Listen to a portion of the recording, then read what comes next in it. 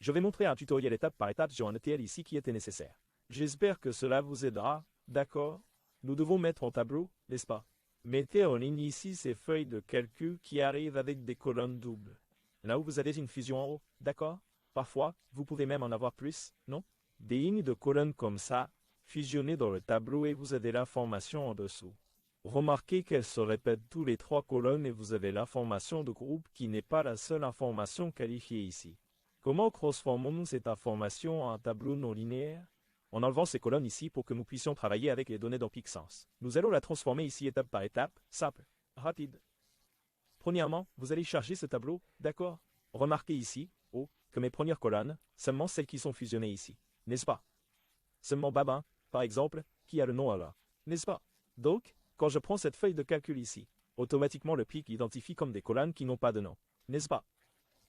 Feuille de calcul 10 ou même comme F. D'accord? Et ensuite nous avons ici la ration, j'ai mis qu'elle avait des noms et des dires. D'accord? Alors il l'a identifié comme un F ici, très bien. Je vais faire l'exemple ici avec des noms intégrés. Super. Voici la première étape. Ce script. Script, bien, vous allez faire une table croisée ici où vous allez indiquer qu'il n'y a qu'une seule colonne qualifiée. C'est mon cas. Je n'ai qu'une seule colonne qualifiée, alors je vais la classer ici. D'accord? Je vais nommer ma colonne comme région, donc cela va être nommé comme région et mes données. Ce qui vient d'ici vers le bas va être nommé comme vente. D'accord? Ce sont des données quantitatives, n'est-ce pas?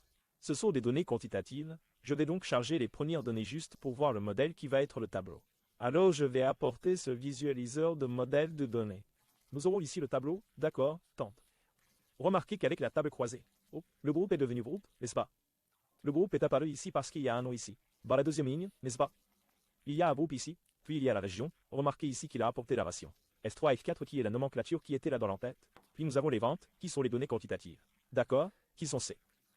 Cependant, il a également apporté ceci. Vous voyez, ce sont les caps, n'est-ce pas? Nous devons les diviser en une autre colonne. Comment faisons-nous cela? Et comment faisons-nous les autres traitements? Eh bien, la deuxième étape consiste à traiter la région, n'est-ce pas? Nous pouvons tout faire en McCartney, mais je l'ai divisé en parties. D'accord, nous allons donc traiter la région. J'ai mis ici, left, si la région, si le champ région que nous avons créé, est égal à f, n'est-ce pas? Si le left, A de la région est égal à f, c'est-à-dire que le premier caractère de gauche est égal à fpic. Prenez la dernière information en haut, d'accord? La dernière information chargée de la région, Simon mettez-la elle-même. Très bien, avec cela, nous allons déjà traiter la partie de la région.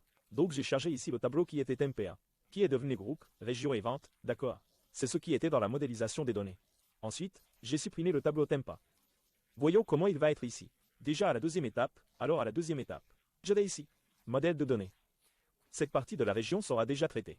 Remarquez que les effets sont disparus, d'accord? Alors j'ai mis ici le nom correct et maintenant nous devons traiter ces caps ici. Que se passe-t-il avec ces caps? Nous allons ici, nous avons le cap, n'est-ce pas? Pour traiter cette partie du cap, que vais-je faire?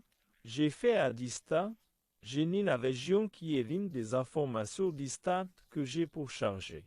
N'est-ce pas? Donc, chaque cap ici existe dans une région, même si cette logique n'était pas régulière. Ça va fonctionner? Très bien.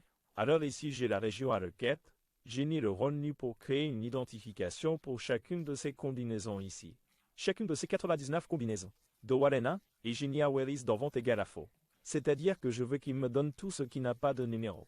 Et dans une nouvelle table, alors je vais donner un script pour que nous puissions voir cette étape ici. Je l'apporte dans une nouvelle table. Donnez ici le visualiseur de modèle de données. Nous avons ici la carte carte. Vous voyez ça? C'est la nouvelle table ici, c'est la carte à garder. Mais j'ai gardé double attente, 2. Alors nous avons ici la région, le cap et lead. Remarquez que je n'ai que 9 données, donc je n'ai que 9 informations. Pour le 9 ici était mon dernier numéro. Super, maintenant que j'ai trouvé mon dernier numéro. Je peux donc aller, n'est-ce pas? Et commencer à faire la logique pour avoir la liaison de ce cap dans ma nouvelle colonne. Que vais-je faire? Je vais prendre la table, le fait qui serait temp2 et commencer. Le groupe région vente et je vais créer ici lead. Vous voyez que c'est lead qui est arrivé jusqu'au 9 ici. Je vais commencer à compter Ronnie. Il est déjà dans le beau ordre, n'est-ce pas? Il est déjà dans l'ordre croissant qui était l'ordre dans lequel j'ai chargé à partir de la feuille de calcul. Donc je n'ai pas changé l'ordre. si le RONI, si le numéro ou le PIC de lead qui se valide de cette propre table est égal à 9, alors apporter un sinon que va-t-il faire? Il va faire le pic, n'est-ce pas? Il va prendre le champ qui vient d'être chargé et va ajouter un plus. C'est-à-dire, s'il est égal à ou si le champ intérieur chargé est égal à 9. Il le transforme en 1. Sinon, il prend un plus A. Ensuite, il prend le 2, ajoute un autre, cela devient 3 et ainsi de suite. D'accord? Et j'ai mis ici AR différent de groupe, parce que cette ligne ici, différente de groupe, est en fait le nom du champ. N'est-ce pas? Et ce n'est pas une ligne avec des données. Dans ce cas, j'ai déjà mis AR différent de groupe et ensuite j'ai fait un F de joy du map cap. D'accord?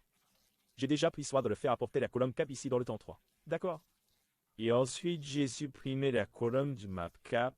Alors je vais donner une charge de données. Maintenant nous avons déjà notre traitement correct. Je vais venir ici sur le visualiseur. Modèle de données, il ne me reste que le temps i3. Je n'ai que le temps 3 et j'ai déjà ma colonne cap. Il est déjà séparé ici, joli, pour que je puisse faire des informations à travers cela. Non? N'importe quelle somme, etc. À travers la colonne cap et si je veux utiliser la région aussi, je peux aussi le faire. Alors je vais venir ici dans le dossier. J'ai déjà ici mes données. Je vais mettre ici, au cap. 123 sommes des ventes. Nous allons vérifier avec Excel pour voir si le traitement était correct. Alors nous prenons ici la colonne d'Excel. Nous transposons, nous enlevons les doublons. Maintenant, par exemple, nous allons prendre ici pour faire la somme et ensuite faire une somme 6. N'est-ce pas? Alors voilà, c'est qu'ici, au PA, je vais de l'autre côté. Mon Dieu, ça fait longtemps que je n'ai pas travaillé avec Excel. Une somme de 6. Je veux dire, je travaille en faisant un rapport, n'est-ce pas?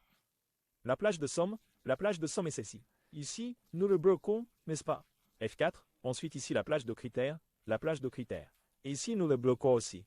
Il fait à F4 et ici, il n'a pas besoin d'être bloqué, c'est celui-ci. Le critère, bien, 800 et quelque chose et ici, au 818.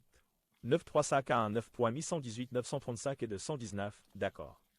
J'espère que cela vous a aidé dans ce cas de table croisée à double colonne, même si elle est triple ou quadruple. Que faites-vous? Vous répétez le processus de l'identité.